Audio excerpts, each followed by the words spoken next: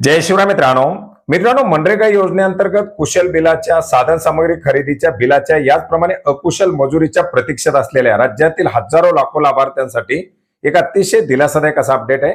मित्रांनो, आज 5 जुलै 2026 रोजी केंद्र शासनाच्या माध्यमातून व्हीबीजी रामजी या योजनेसाठी राज्यांना पहिला हप्ता म्हणून 25,863 कोटी रुपयाचा हप्ता वितरित करण्यासाठी मंजुरी देण्यात आलेली आहे।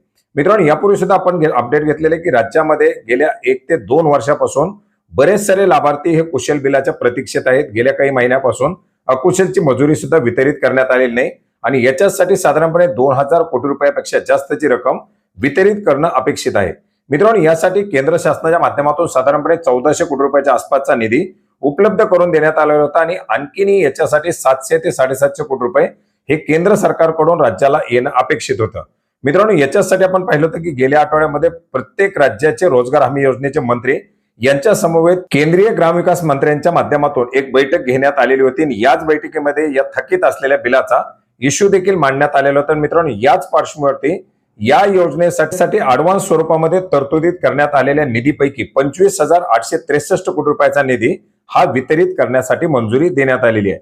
मित्रांनो, एकंदरीत आपण जर पाहिलं तर व्हीबीजी रामजी योजना सुरू करण्यापूर्वीच 30 जून पर्यंत सर्व थकीत बिल वितरित करण्यात येतील अशा प्रकारची ग्वाही देण्यात आलेली होती। याच्यासाठी जवळजवळ 23,000 कोटी रुपयाच्या निधीची तरतूद देखील करण्यात आलेली होती आणि हा निधी उपलब्ध न करून दिल्यामुळे आता या योजनेच्या अंतर्गत 25,863 कोटी रुपयाची ही उपलब्धता आता करून देण्यात आलेली आहे, ज्याच्यामुळे थकीत बिलांचा इश्यू कुठेतरी आता मार्गी लागणार आहे। धन्यवाद।